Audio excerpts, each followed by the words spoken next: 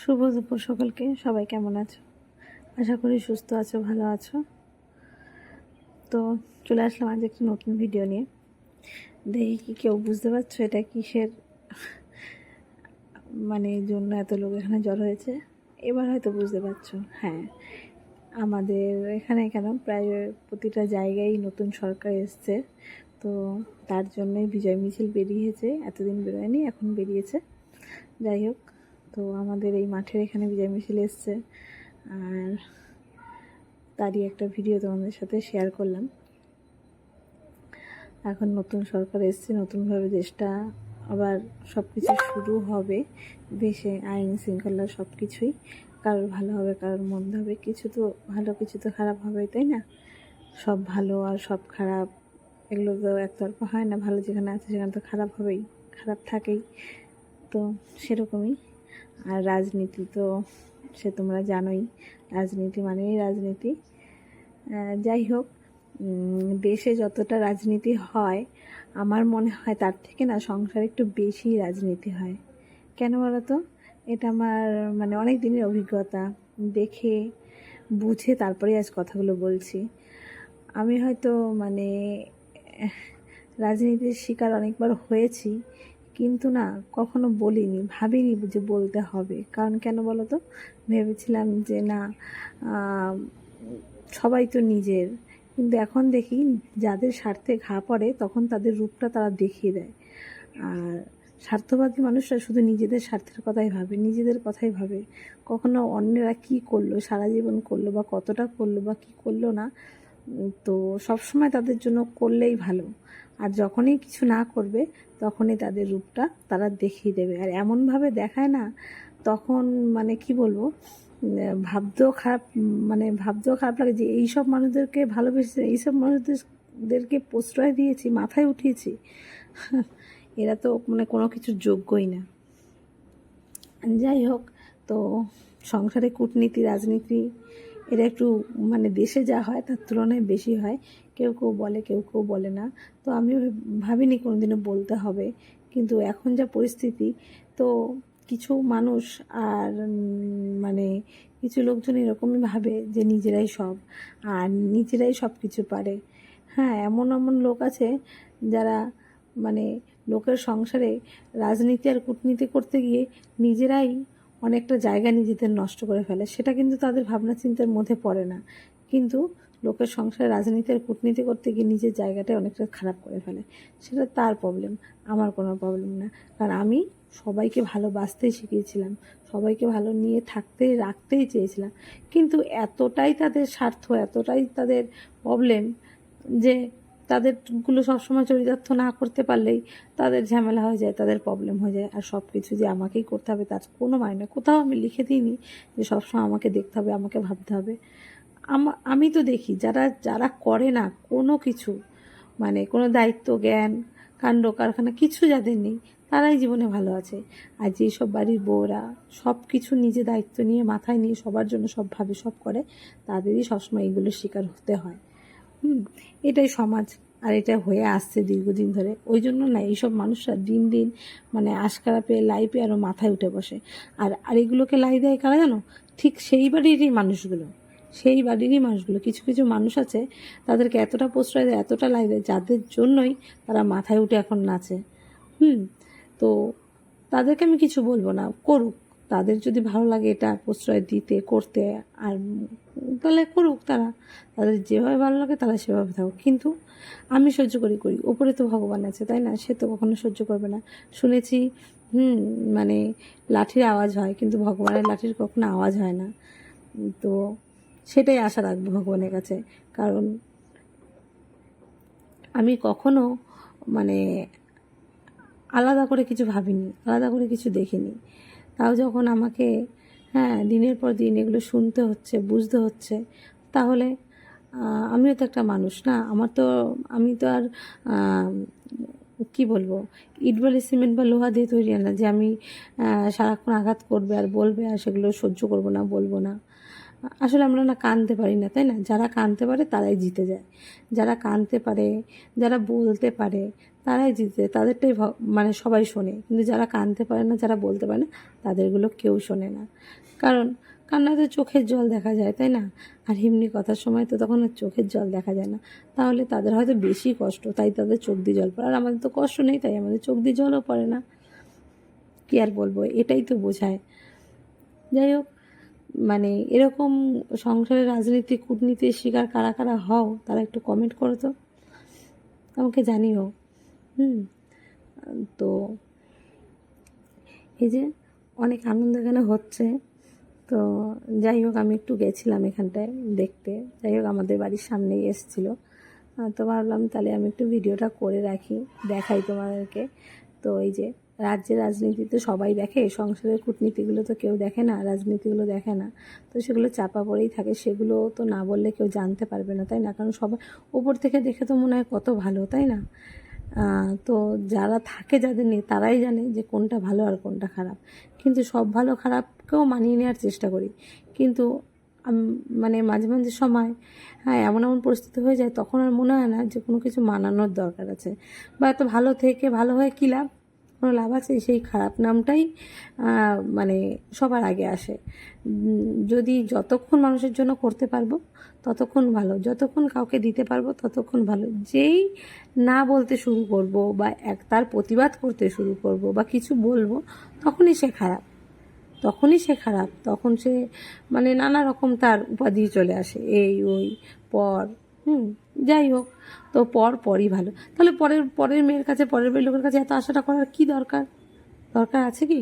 কখনোই নেই।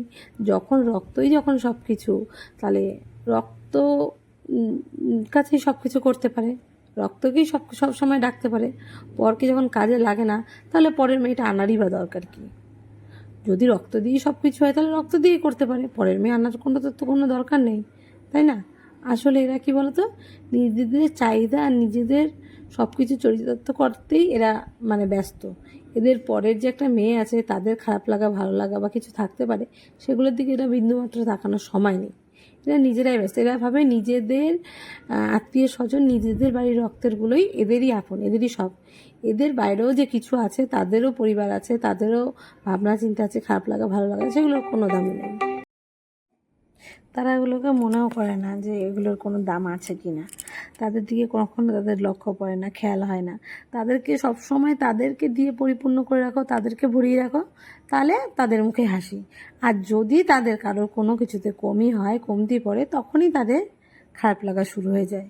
কিন্তু এটা বোঝে না যে তাদের যেরকম চাহিদা পূরণ না হলে খারাপ লাগতে পারে, বা তারও মানে কষ্ট থাকতে পারে, অভাব থাকতে পারে, বা পরিস্থিতি হতে পারে, বা সবসময় তাকে যে দেখতে হবে, তাদেরকে বলতে হবে, করতে হবে, তার কোনো মাথার দিব্যি কিন্তু কেউই দিয়ে রাখে না। এমনকি মানে প্রায় সংসারে আমি দেখি বেশিরভাগ লোকেরা যারা কর্তব্য দায়িত্ব পালন না করে, তারাই বরঞ্চ ভালো আছে।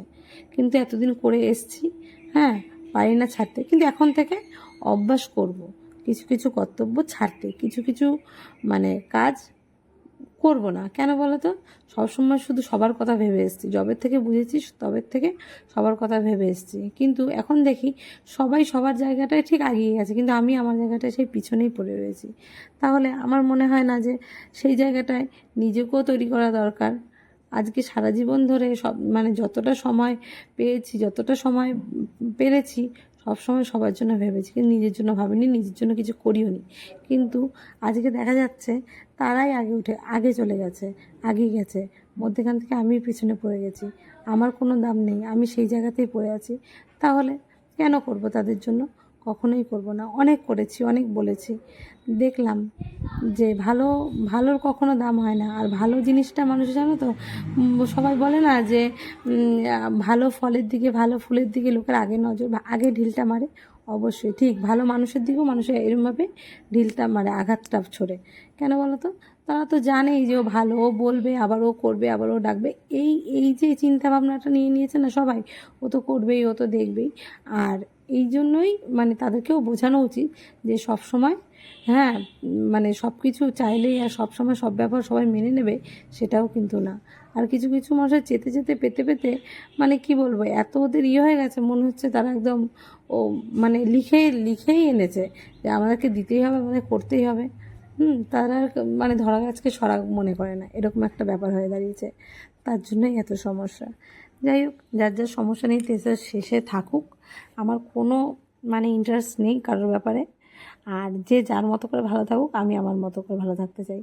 অনেক ভাবলাম সবার কথা, এখন আর কারোর কথা ভাবার কোনো প্রয়োজনই মনে করছি না। কারণ যারা আমার কথা ভাবে না তাদের জন্য বেকার আমি ভেবে আমার জীবনটা, আমার সময়টা, আমার শরীরটা নষ্ট করতে আর পারবো না। কারণ অনেক করেছি।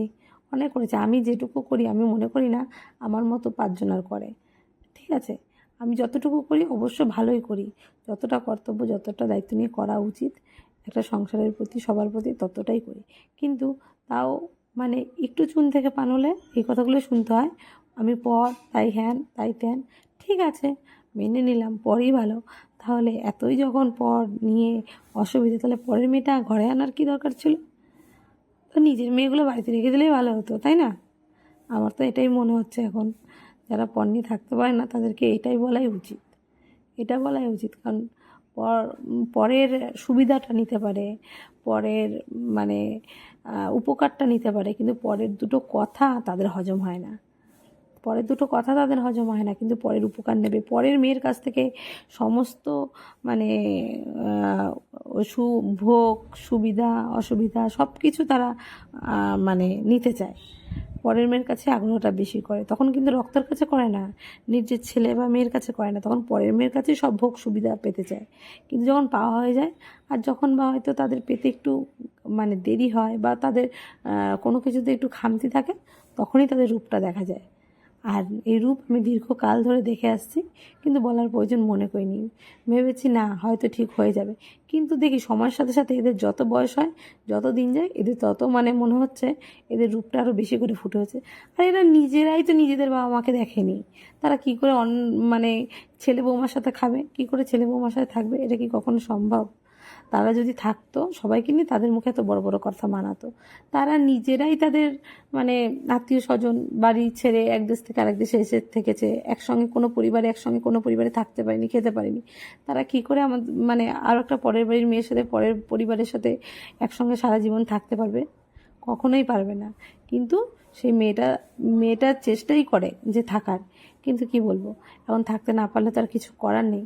তো আমি আর 5টা মেয়ের মতো সেই মেয়ে নই যে তাদের বা ছেলেকে বা নাতিকে বা বাড়ির লোককে, যাকেই হোক, টেনে নিয়ে চলে যাব বা আলাদা থাকবো, আলাদা খাবো, সেরকম আমি কখনোই চাই না, আর কখনোই বলি না। আমার মনে হয় তারা তাদের মতো থাক, তাদের মতো করে থাক, তারা ভালো থাক। আমার যে শত্রু সেও ভালো থাক, কিন্তু উপরে তো ভগবান আছে, তাই না? আমার এই চোখের জলের দাম তারা ঠিক দেবে। আর আমি আর কাউকে কিছু না বলি, ভগবানের কাছে ঠিক বলে রাখি। যাই হোক, আর বেশি কিছু বললাম না, কি বলবো আর, ওপরে থুতু ফেললে নিজের গায়েই পড়ে, তাই না? মানে আর এই কথাগুলো আজও বলতাম না, বলতে বাধ্য হলাম, এতটাই পরিস্থিতি, এতটাই শিকার হয়েছি যে কিছু না বলে মানে না বললেও মানে বলা হবে না। তো সবাই তো জানে খুব ভালো সবাই, তো আমি তো খারাপই, আমি খারাপ, ঠিক আছে, সবাই তো ভালো। তাহলে তাদের রূপটাও তো অনেকে দেখা দরকার, জানা দরকার, তাই না? উপর ভালো দেখালে হয় না, সেই ভালোটা মানে কতটা, সেটা তো মানে 5 জন বলবে, 1 জন বলবে, তবে না বোঝা যাবে, তাই না? শুধু আমি বললাম আর সে বললো তাহলে তো হয়ে যায় না। তো আর কিছু বলবো না। যাই হোক, সংসারের মানে রাজনীতিটা খুব ভালোই লাগছে। তো দেখা যাক তারা কিভাবে থাকে আর আমি কিভাবে থাকি। চলো।